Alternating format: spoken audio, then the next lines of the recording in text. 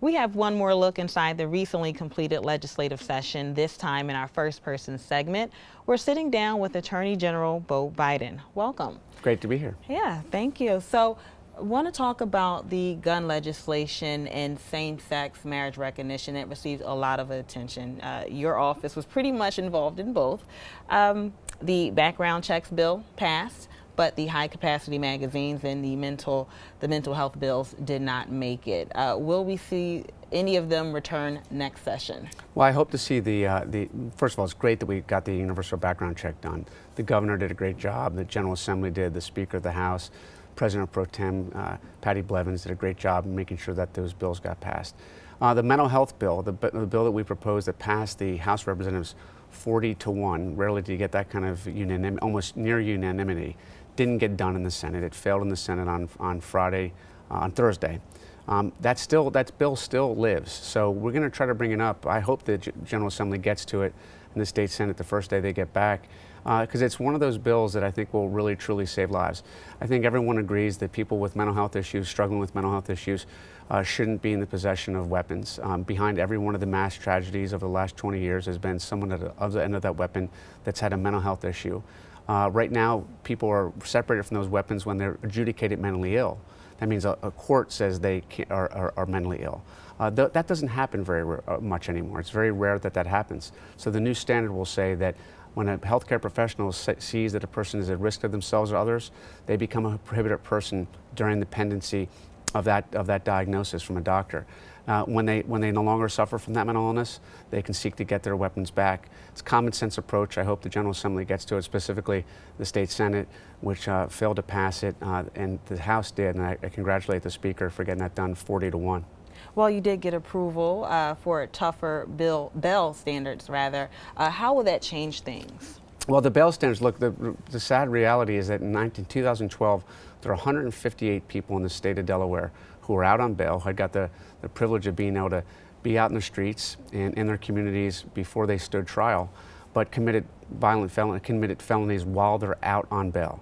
People, when they're out on bail committing felonies, is unacceptable. So what the General Assembly did with our office working with them is increase the penalties for people when they actually violate their bail by two things. One, their bail will be automatically revoked and temporarily revoked, number one. And number two, at a minimum, the bail standards that were set for them will be doubled, at least doubled, to send a loud and clear message to people that when they're out on bail, they better abide by their conditions of release, number one, but also the laws of this state.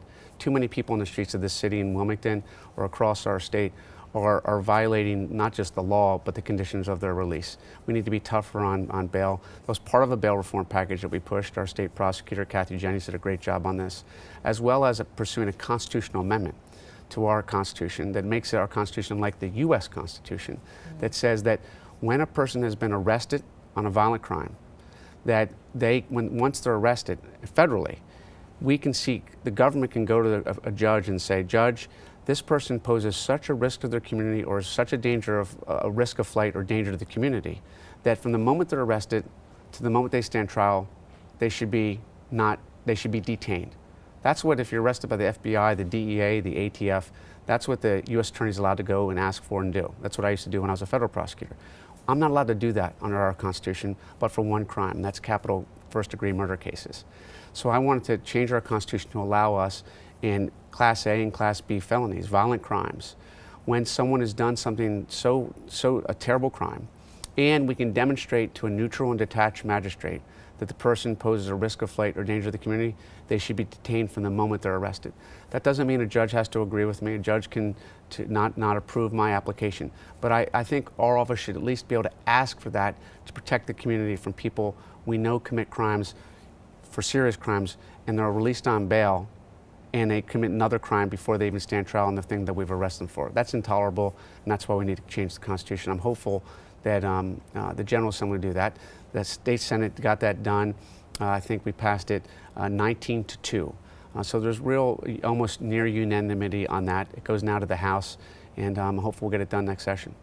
Well, let's move on to the housing market. The economy seems like it's getting better as far as in terms of houses.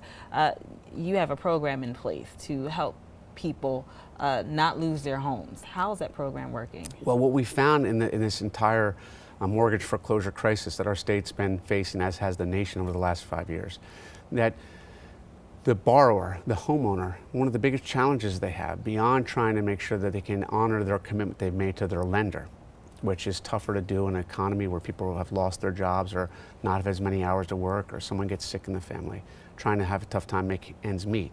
But what we found is that people can't even get their banker on the phone, not their banker, but their lender.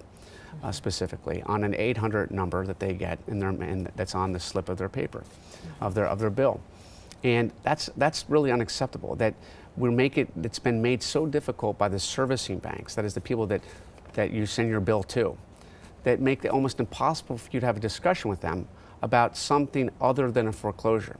And so what we did is change the law in the state of Delaware. It said before a foreclosure can take place, that the bank, that the lender, the person with kind of resolution authority, has to show up at a mandatory mediation, if you so choose to participate in it, and have a discussion about something other than a foreclosure. That could be a short sale, it could be a deed in lieu. Those are fancy legal terms for something less severe than a foreclosure, selling it without having to take the bang on your credit for a foreclosure, or a modification of the terms of your note. Extension of from 20 years to 30 years, or a reduction in the principal, some modification. And what we found when we did that is that people are participating in overwhelming numbers, and 67% of the people that participate in it actually have avoided foreclosure. And we've dropped from about 5,000 foreclosures a year on average over the last 5 years to only about 1,600 foreclosures in the state of Delaware last year. So it's been a really incredibly successful effort.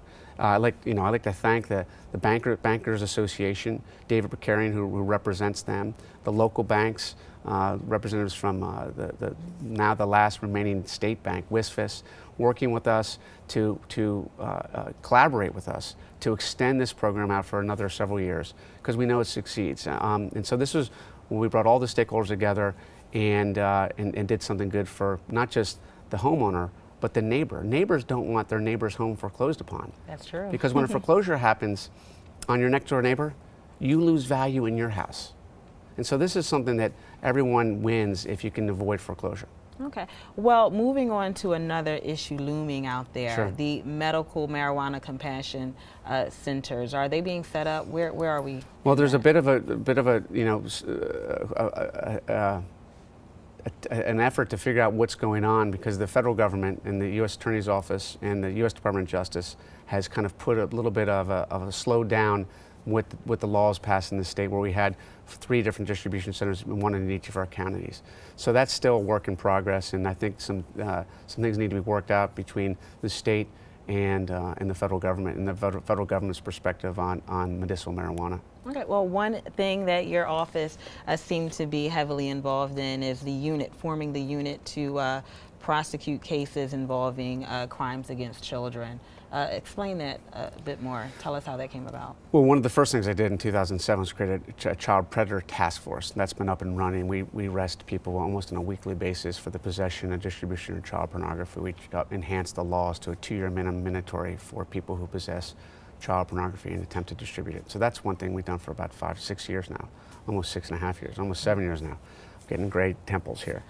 And but what we did in the last month is the General Assembly, and Melanie George Smith should be given great credit for this, and the Joint Finance Committee, as well as the governor and the administration, to come up with money to hire a person who's dedicated to prosecuting some of the toughest cases we have, and that is when children are, as children, as infants, murdered.